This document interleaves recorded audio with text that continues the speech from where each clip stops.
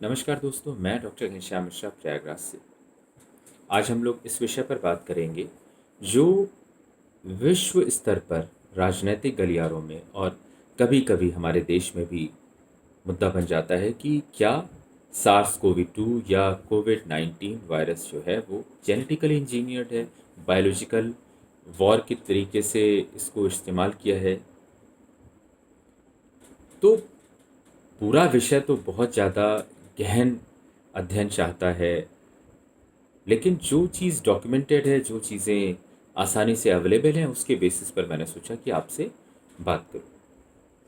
कोई भी वायरोलॉजी की लैब जहां पर कि बहुत सेंसिटिव और बहुत रेयर स्ट्रेन्स रखे जाते हैं, उनको हम लोग बायो सेफ्टी लेवल के आधार पर उनकी सेफ्टी निर्धारित करते हैं। Bio safety level 1, 2, 3, 4। 1 सबसे कम सेफ लैब और 4 सबसे हाईएस्ट डिग्री ऑफ प्रोटेक्शन जहां पर इस्तेमाल होता है। बहुत स्ट्रिंजेंट कड़े नियम होते हैं उसमें। Who is going to have the access to the lab, ये पहले से डिसाइडेड रहता है। जो साइंटिस्ट उसके अंदर जा रहे हैं, उनकी ट्रेनिंग कैसी होगी, उनकी जो रिफ्रेशर कोर्सेज होंगे उसकी ट्रेनिंग कैसी होगी, रिकॉर्ड कीपिंग कैसे होगा, एक्सीडेंट रिपोर्टिंग कैसे होगी, साइनेज क्या होगा, कहाँ पर वो कितनी दूरी तक आप उसको डिक्लेयर करके रखेंगे कि यहाँ पर आप लोग नहीं आइए। और उसके अलावा जो उसका इन्वेंट्री स्टॉक है, जो बहुत इम्पॉर्टेंट होता है कि आपके पास कौन कौन से वायरस है, वो आपस में एक्सचेंज करना होता है। विश्व में इस समय 27 देशों के पास कम से कम 50 लैब ऐसी हैं जो BS4 की कैटेगरी में आती हैं। हिंदुस्तान में 3 लैब्स ऐसी हैं। पहली लैब है national institute of virology Pune. उसके अलावा एक लैब है centre for molecular and biological studies जो हैदराबाद में है, और एनिमल डिजीज़ सेंटर भोपाल में जो है। ये तीनों BS4 की कैटेगरी में आती है।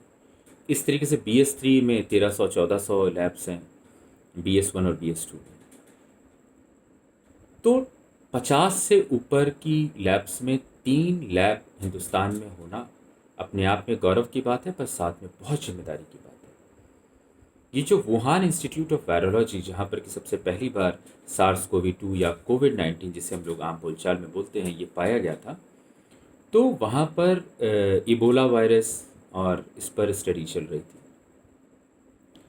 भ्रम इसलिए हुआ इस विषय का कि ये बायोलॉजिकल वॉरफेयर हो सकता है, क्योंकि 2018 में जब इसका इंस्पेक्शन किया था अमेरिकन टीम ने, तो उन्होंने कई बार BS4 के मानकों के ना पूरा होने की कंप्लेन वॉशिंगटन को की थी कि बहुत अच्छे से ये मानक पूरे नहीं किए जा रहे।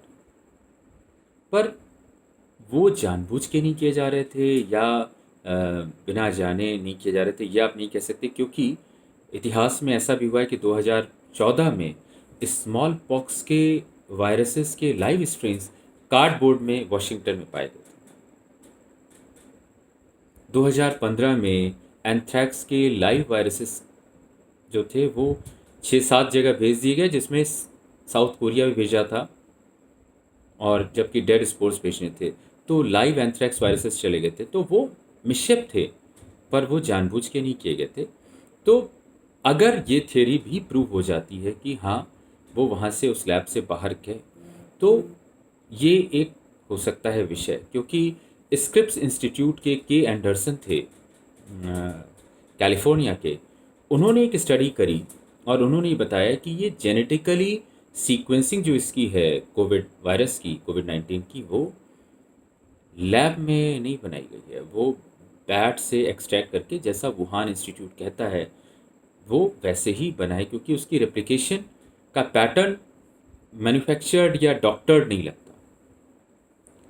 उसके अलावा जो नेशनल इंस्टीट्यूट ऑफ डिफेंस के हमारे USA के डायरेक्टर थे, उन्होंने भी इसको मना किया था।